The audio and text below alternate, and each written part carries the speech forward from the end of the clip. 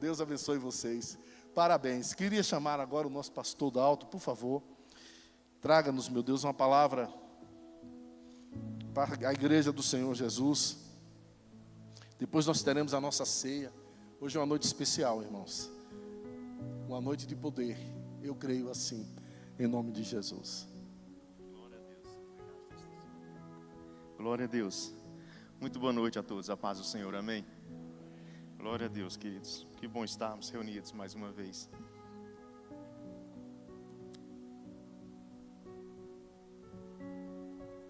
Aleluias. Abra sua Bíblia no Evangelho segundo Marcos, capítulo 16. Glória a Deus.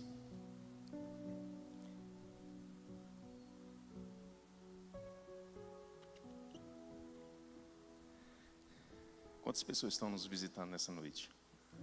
Levante sua mão. Amém, glória a Deus. Sejam muito bem-vindos, amém? Que o Senhor abençoe sua casa, seu coração, sua vida. Nós estamos num lugar em que nós adoramos ao Senhor. Não que nós adoramos ao Senhor somente nesse lugar, mas nesse lugar nós nos reunimos para ser ministrados e para louvar e adorar a Deus. Amém, queridos? Glória a Deus pela sua vida. Você está no lugar certo. A casa do Senhor é o lugar mais certo para a gente estar reunidos. Capítulo 16 de Marcos. A palavra diz assim, a partir do versículo 1. Glória a Deus. Quando terminou o sábado, Maria Madalena, Salomé e Maria, mãe de Tiago, compraram especiarias aromáticas para ungir o corpo de Jesus. Versículo 2. No primeiro dia da semana, bem cedo, ao nascer do sol, elas se dirigiram ao sepulcro, perguntando umas às outras: quem removerá para nós a pedra da entrada do sepulcro? Mas quando foram verificar, viram que a pedra, que era muito grande, havia sido removida. Entrando no sepulcro, viram um jovem vestido de roupas brancas, assentado à direita, e ficaram amedrontadas. Não tenham medo, disse ele. Vocês estão procurando Jesus, o Nazareno, que foi crucificado. Ele ressuscitou. Não está aqui. Vejam o lugar onde o haviam posto. Vão e digam aos discípulos dele e a Pedro: ele está indo adiante de vocês para a Galileia. Lá vocês o verão, como ele lhes disse. Repita: como ele lhes disse. Ah, Jesus, nesse momento nós queremos te agradecer, glorificar o teu santo nome. Obrigado, Jesus. Obrigado por esta noite, por esta semana que está se iniciando hoje. Nós te damos graça, nós tributamos toda glória, todo louvor ao teu santo nome, porque é o Senhor que nos está sustentando, que está permitindo que a gente avance, que a gente continue acreditando, tendo esperança, porque o Senhor é a nossa esperança. E nós sabemos que o Senhor está nos ouvindo nesta noite, porque o Senhor é o Deus vivo, todo-poderoso. E a nossa oração nessa noite é que a tua palavra não somente seja lida, mas que ela seja ministrada aos corações. Nós profetizamos nessa noite que corações aqui serão tocados, serão quebrantados, e perceberão a tua palavra, e terão a sensibilidade espiritual da tua palavra, e poderão sair daqui transformados para uma nova vida, para um novo jeito de pensar nas coisas eternas do Senhor. Em nome de Jesus nós te agradecemos. Amém e amém. Glória a Deus, queridos. Glória a Deus. Amados, por gentileza, poderia só ligar essas lâmpadas? O pessoal da sonoplastia. Essas lâmpadas aqui na frente. Everaldo, por gentileza.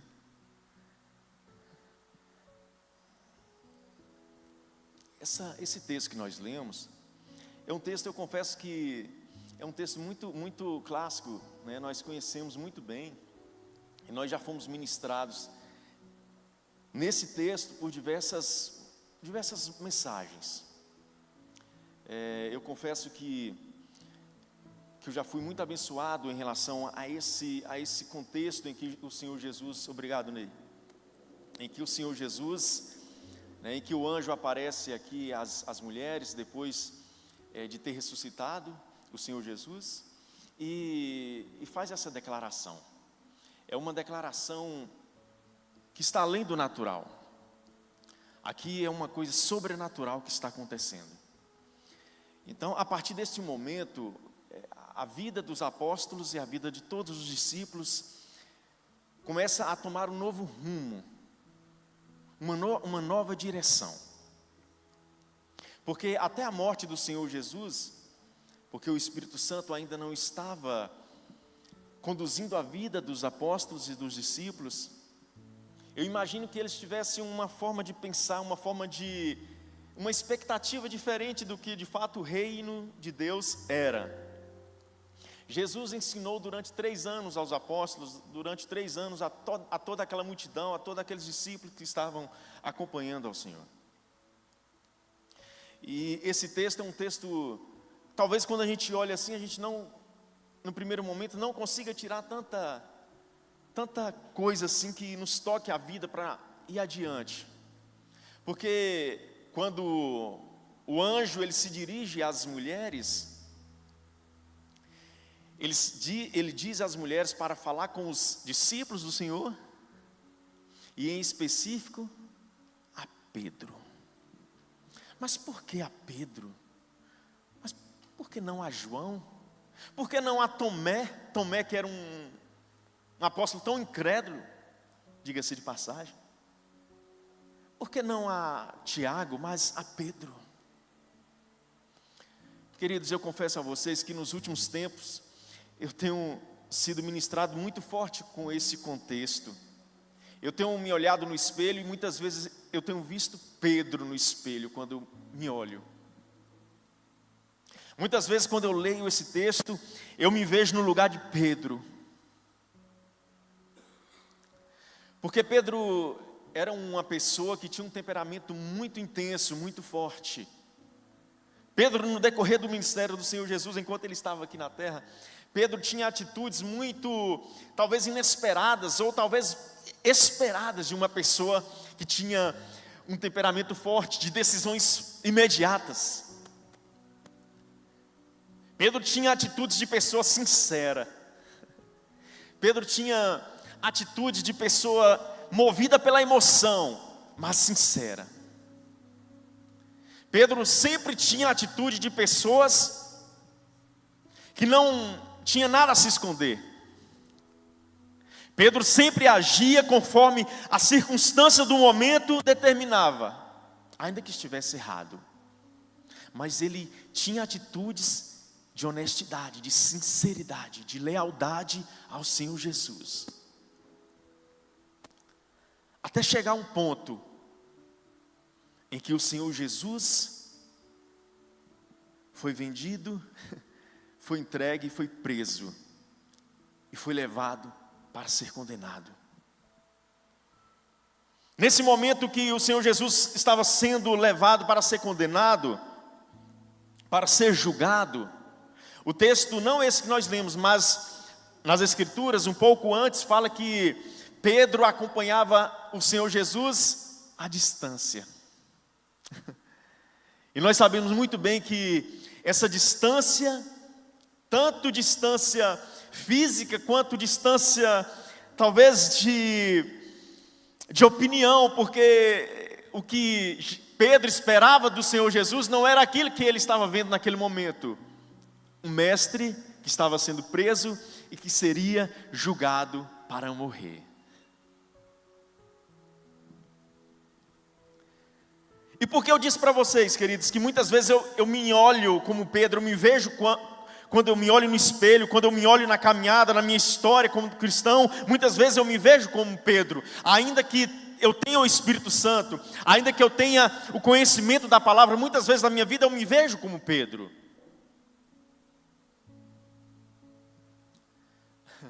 A palavra fala que Pedro, durante a via crucis do Senhor Jesus, Pedro negou a Cristo diante do mais simples, quanto diante dos mais importantes. As decisões que Pedro, como eu falei, as decisões que Pedro tomava em sua vida eram decisões movidas pela emoção, eram decisões movidas pelo que ele estava sentindo naquele momento. Talvez Pedro tivesse projetado muitos sonhos,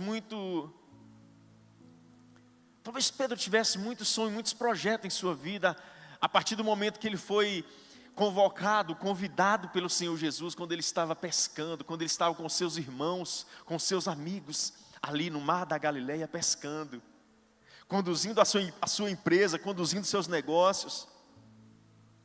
E a vida de Pedro muda, vamos dizer, da água para o vinho, porque agora ele tem um mestre, agora ele pode sonhar, agora ele pode crer que ele vai se libertar do Império Romano, das perseguições.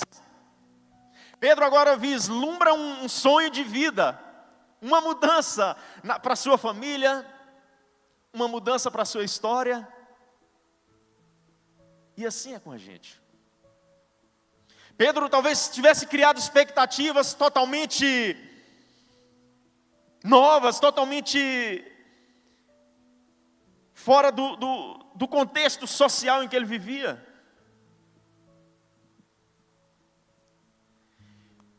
E muitas vezes nós encontramos, e aqui eu não limito somente a mim, muitas vezes nós nos encontramos assim como Pedro. Queridos, Pedro foi um apóstolo emblemático.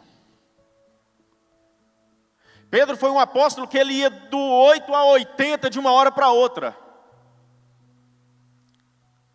Pedro era aquele cara que cortava a orelha de alguém que estava seguindo, que estava querendo prender o seu mestre, mas ao mesmo tempo era aquele cara que negava, que dizia que nem era amigo daquele que era o seu mestre. Pedro era um cara movido pela sinceridade do seu coração. Não está escrito na Bíblia, mas poderíamos dizer que Pedro também era um homem segundo o coração de Deus. Poderíamos até dizer que Pedro era um homem segundo o coração de Deus. Não haveria nenhuma heresia se a gente dissesse isso. Mas o fato é que o texto que nós lemos diz que o anjo dá um recado para as mulheres. Diga aos discípulos. E diz a Pedro, ora, Pedro não era discípulo? Pedro não era discípulo?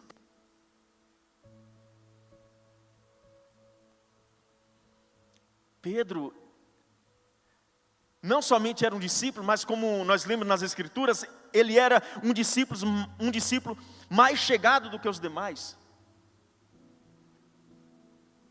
A palavra fala que o Senhor teve 12 apóstolos, diversos discípulos, mas haviam 3 que eram mais chegados, que eram Pedro, João e Tiago. Esses 3 eram os que compartilhavam mais com as dores do Senhor, com as emoções do Senhor, com as decisões que o Senhor tinha.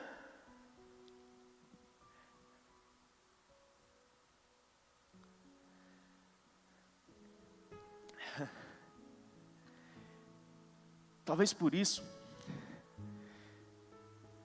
Pedro tivesse pensado que ele fosse até melhor do que os demais, os outros 9.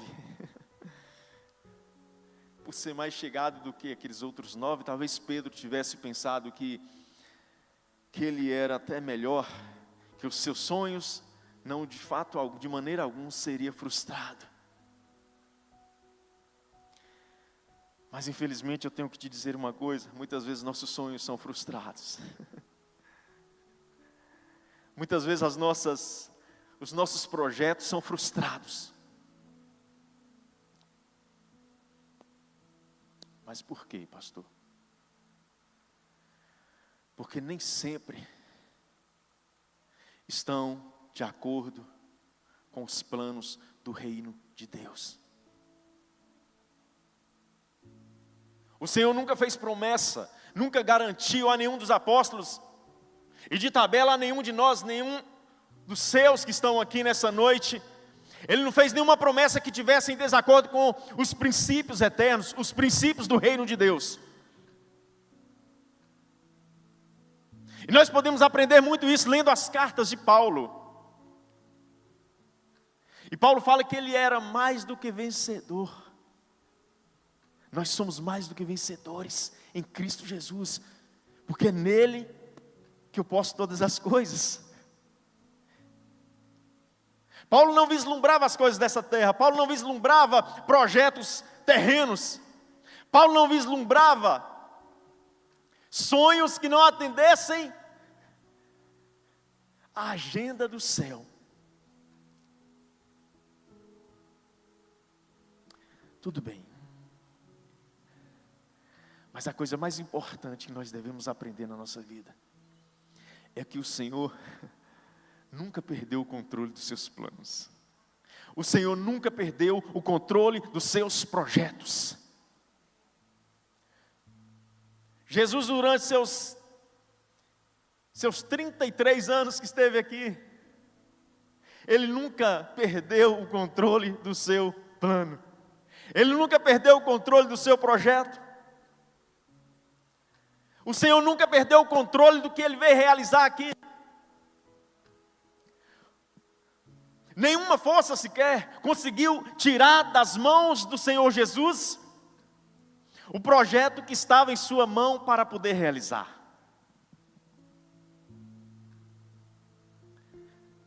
E essa deveria ser a mensagem mais motivacional que nós deveríamos ouvir em nossa vida, que o Senhor nunca perde o controle dos seus planos em nossa vida. O Senhor nunca perde o controle dos planos da sua história, desde que você confie no Senhor. Desde que você confie no Senhor. Queridos, há momentos em nossas vidas que nós nos encontramos em becos sem saída, sabe aquele ditado, fala em beco sem saída, que a gente olha para os quatro lados, nós não encontramos saída nenhuma para resolver problemas, porque nós confiamos e nós acreditamos que o nosso recurso como seres humanos, nós podemos resolver os problemas, mas tem problemas que fogem da nossa capacidade como homem, como mulher. A gente olha para os quatro lados e fala assim, aqui não tem saída. E aí eu me lembro, e eu quero usar aqui o exemplo que o pastor Célio falou hoje de manhã aqui, de Moisés e de Davi, são exemplos clássicos também, exemplos simples para que nós possamos aprender. Moisés, quando sai do Egito, quando liberta o povo das mãos de Faraó do Egito, para levar para a terra prometida, assim que sai do Egito, a primeira coisa que eles enfrentam é o quê? O Mar Vermelho na sua frente. E a palavra diz, lá em Êxodo, a palavra diz que os hebreus, o povo de Deus que estava cativo ali, quando foi liberto por Moisés e de repente se depara com o Mar Vermelho, eles olham o Mar Vermelho dos quatro lados, dos demais lados, do lado direito, do lado esquerdo não tem saída, olha para trás, o exército de Faraó. E aí eles se encontram em desespero. Mas a partir do momento que Moisés obedece à voz do Senhor, as coisas acontecem de forma sobrenatural. Eles são perseguidos por Faraó por muito tempo, até quando atravessam o mar, lá do outro lado, aí sim, Deus dá ordem, o mar se fecha e acaba com todo o exército do Faraó. Mas ainda assim, por reclamar, ainda permanece por muito tempo no deserto, até que entre na terra prometida. Da mesma forma, Davi, o homem segundo o coração de Deus, foi um homem perseguido pelo rei Saul, teve que fugir. E convenhamos, querido, em muitos momentos da nossa vida nós vamos ter que fugir. Não é feio fugir, não é covardia. O próprio apóstolo Paulo fala fugir da aparência do mal. Muitos momentos da sua vida você vai ter que fugir, querido. você vai ter que fugir. O rei Davi fugiu de Saul. E depois, quando ele se torna rei, novamente, ele é perseguido pelo seu próprio filho Absalão, que tenta tomar o seu trono. A palavra fala que Davi foge novamente. Sabe por que Davi fugiu? Porque ele era um homem segundo o coração de Deus. E me lembro aqui de uma curiosidade, quando eu estava estudando sobre a vida de Davi, sobre a história de Davi. Davi fugiu do seu filho Absalão. A palavra Absalão, que é o seu filho, significa meu pai é paz. Quando a gente estuda a história de Davi, logo nos primeiros anos ali de reinado, a palavra fala que Absalão, seu filho, tentou roubar, tomar o seu trono. Absalão, o nome de Absalão é meu pai é paz. Ele tentou roubar o trono daquele que era paz. Talvez se o nome de Davi fosse Sabaô, que é o Senhor dos Exércitos, talvez Absalão não tentasse tomar o trono de Davi. Mas Davi fugiu, porque Davi era paz. Para Absalão, Davi era paz. Então Davi foge, porque Davi era um homem segundo o coração de Deus. E Davi sabia os momentos que haveria de fugir.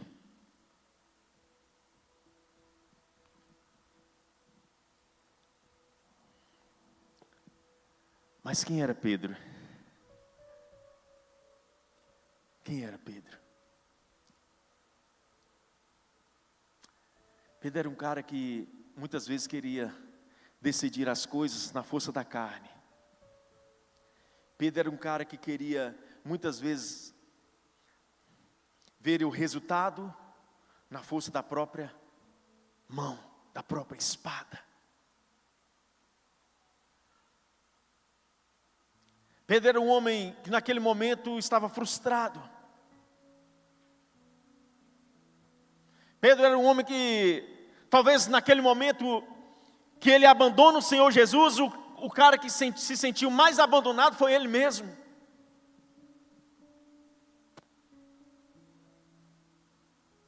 Porque muitas vezes, querido, o ato de você abandonar é porque você está se sentindo abandonado. Porque talvez ele tenha colocado ali naquele projeto que ele via em Jesus, a sua própria agenda, como Pedro, Tiago e João e os demais.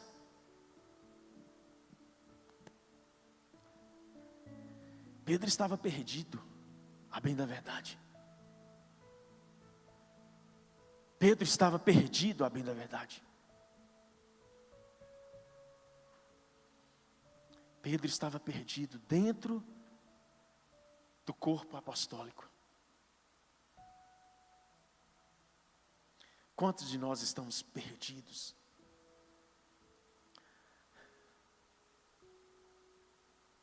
Quantos de nós estamos perdidos por falta da verdade?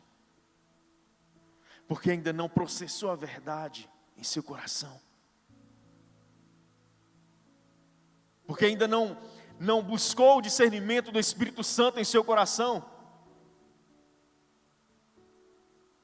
Quantos estão aprisionados a projetos religiosos? Quantos estão aprisionados a projetos estabelecidos pelo seu próprio coração, sem passar pelo crivo do Espírito Santo?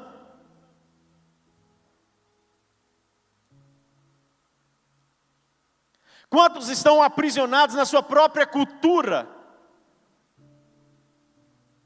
no seu próprio senso de justiça? Quantos estão aprisionados em pessoas? Quantas pessoas estão aprisionadas no passado? Quantas pessoas estão aprisionadas em sonhos que não realizaram, em projetos que não prosperaram? Quantas pessoas estão aprisionadas? Quantas pessoas da nossa família, pelas quais nós oramos, e ainda assim nós não vemos nenhum movimentar do Espírito, nenhuma resposta de Deus? Quantas orações nós fazemos e muitas vezes nós não vemos nada acontecendo, e por isso nós nos frustramos, porque nós estamos aprisionados em resultados materiais, em resultados físicos. Quantos de nós estamos aprisionados simplesmente naquilo que se vê? Quantos de nós estamos aprisionados, não pelo que está acontecendo no mundo espiritual, mas aprisionado no que nós conseguimos ver com os nossos olhos físicos? E nós declaramos que nós somos um povo que vivemos pela fé e não pelo que vemos. Quantos estão aprisionados pelo que vê, pelo que se vê? Era assim que Pedro se encontrava naquele momento. Pedro estava frustrado, Pedro estava se sentindo abandonado, Pedro estava preso a um passado que não existia mais. Pedro estava preso a uma situação que ele não via prosperar aos seus próprios olhos, porque Pedro não tinha um discernimento que ele precisava ter.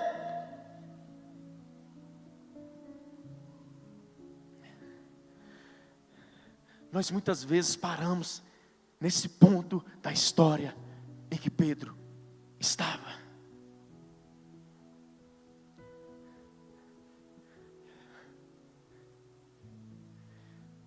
Mas tinha um anjo que apareceu para as mulheres e disse: diga aos discípulos dele e a Pedro.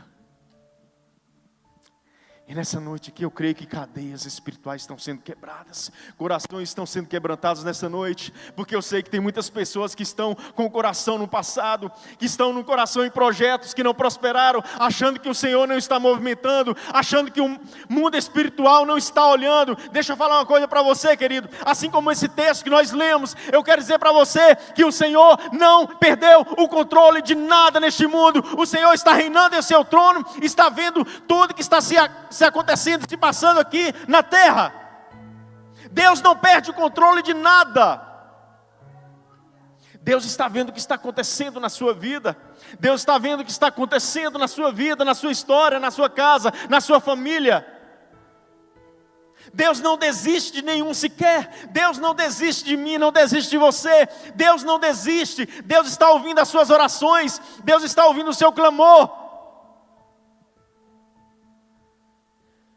O problema é que muitas vezes nós nos apegamos ao que está acontecendo ao lado direito, ao que está acontecendo ao lado esquerdo. E nós começamos a fazer comparações. Nós começamos a mensurar o poder da oração de fulano com o poder da minha oração, com o poder da oração do outro. Bora parar com isso.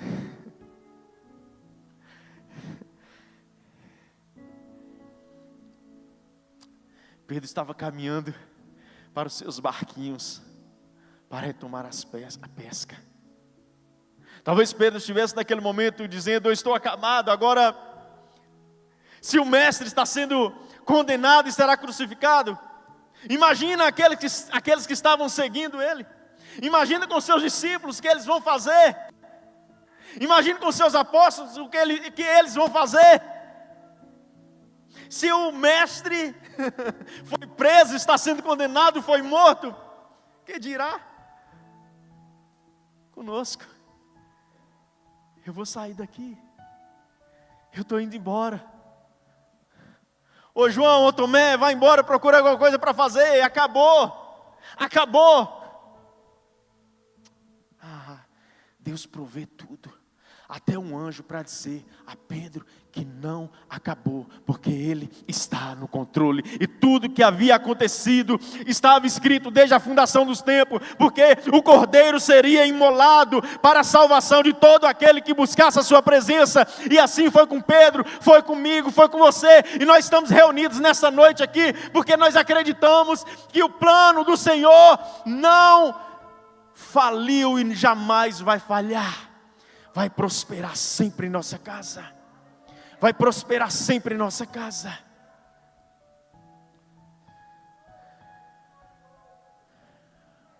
Quando o Senhor Jesus coloca aquele anjo para falar com Pedro, Ele está querendo dizer a Pedro: Pedro, calma, filho, não é do jeito que você está vendo. Você está vendo uma coisa, mas o que está acontecendo é uma coisa muito maior. É uma coisa muito maior do que você pode imaginar. Tudo que aconteceu, Pedro, eu te garanto que já estava escrito. E tudo que aconteceu é para que eu não perdesse você. Tudo que aconteceu é para que eu não perdesse a sua vida, Pedro. Tudo que aconteceu, Pedro, é para que nós possamos nos reunir novamente. Quantos Pedros estão aqui nessa noite, queridos? Quantos Pedros estão aqui nessa noite?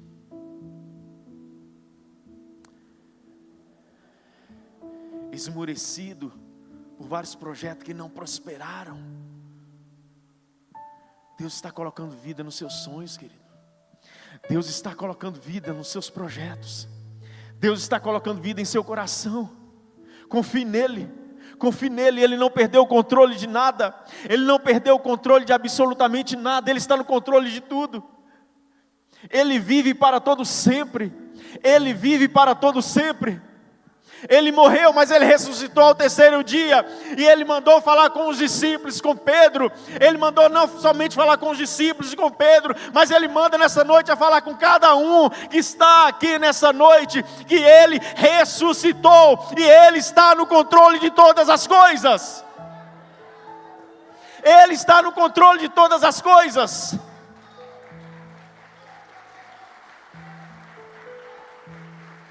Não são as circunstâncias desse mundo que podem esmurecer o coração daqueles que estão na presença do Senhor.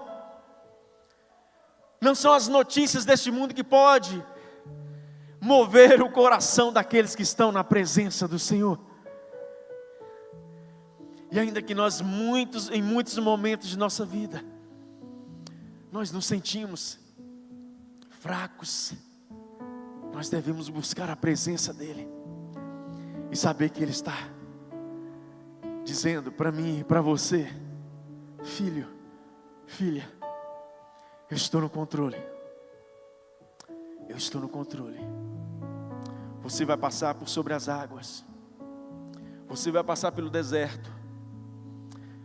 Mas há um jardim esperando por você. Mas há um paraíso esperando por você. Nunca perca isso de vista. As pessoas, queridos, bem-sucedidas neste mundo, financeiramente, patrimonialmente, não são as pessoas que venceram o mundo, mas são as pessoas que venceram no mundo. As pessoas que vencem o mundo são aquelas que têm o Senhor Jesus em sua vida. Nós só podemos vencer o mundo se nós tivermos o Senhor Jesus em nossa vida. Fique de pé. Ah, Jesus.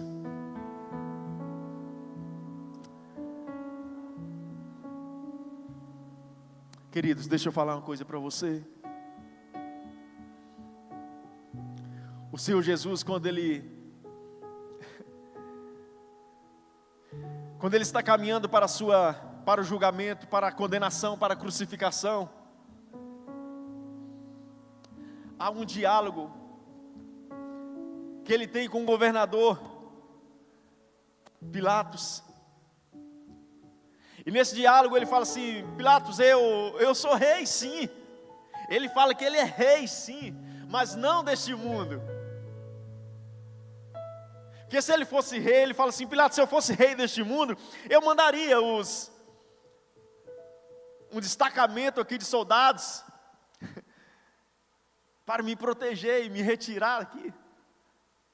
Mas eu não sou rei deste mundo. O meu reino não é daqui.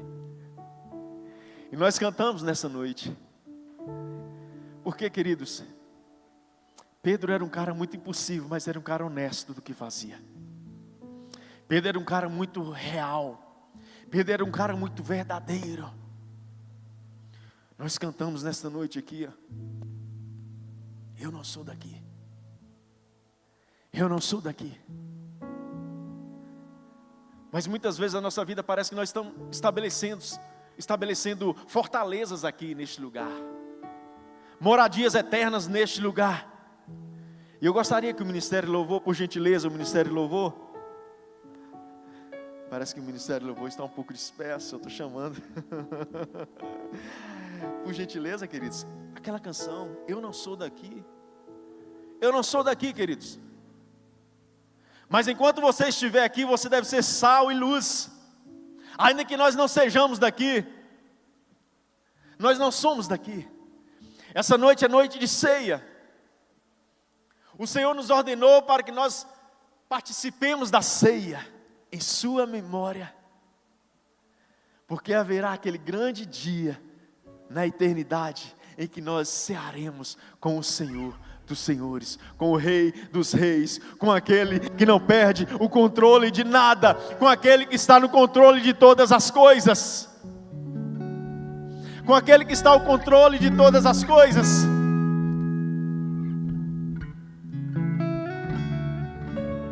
Por favor, Ministério Louvor. Aleluia.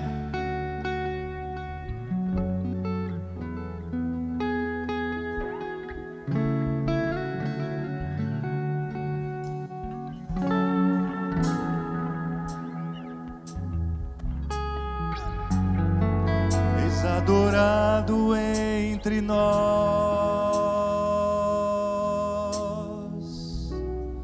tão desejado aqui, mas nada se comparará com a glória que há de vir.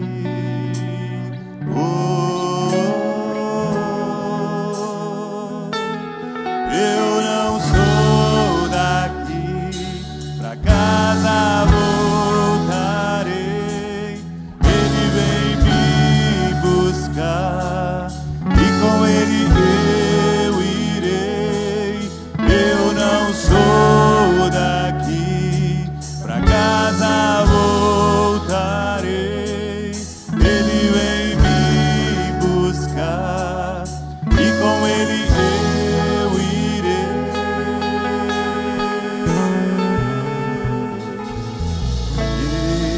Yeshua, o Messias aguardado, ele vem me buscar. Yeshua,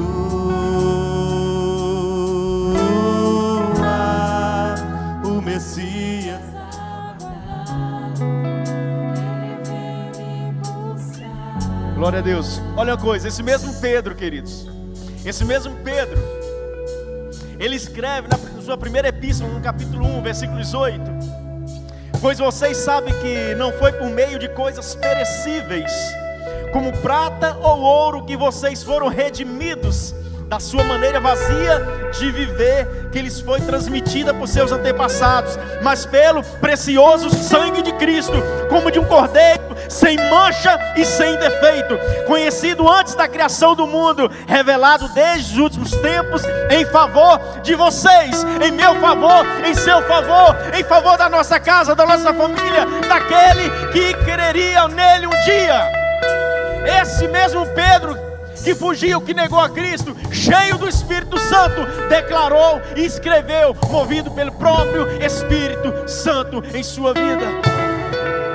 E nesse momento eu queria dizer a você que está aqui nessa noite, você que talvez estivesse na mesma situação de Pedro, você tem a oportunidade nessa noite de reconhecer que a obra que o Senhor Jesus realizou na cruz do Calvário é para salvar não somente você, mas toda a sua casa, restaurar os seus sonhos, restaurar a sua história. Se você ainda não tomou essa decisão de reconhecer que somente o Senhor Jesus tem o controle de todas as coisas, inclusive controle da sua vida, se você quer reconhecer nessa noite o Senhor Jesus como Senhor e Salvador da sua vida, você tem a oportunidade. Porque, deixa eu te falar uma coisa, querido, ninguém neste mundo, ninguém, nenhum poderoso neste mundo, nenhuma força nem física, nem espiritual, nem potestade, nem principado, nenhuma autoridade neste mundo pode suprir a necessidade que há no seu coração. Somente a presença de Deus na sua vida pode suprir esse vazio que há no seu coração, esse anseio que há em seu coração, essa inquietude que há no seu coração. Quando você recebe o Senhor Jesus na sua vida, o Espírito Santo realiza grande história na sua vida.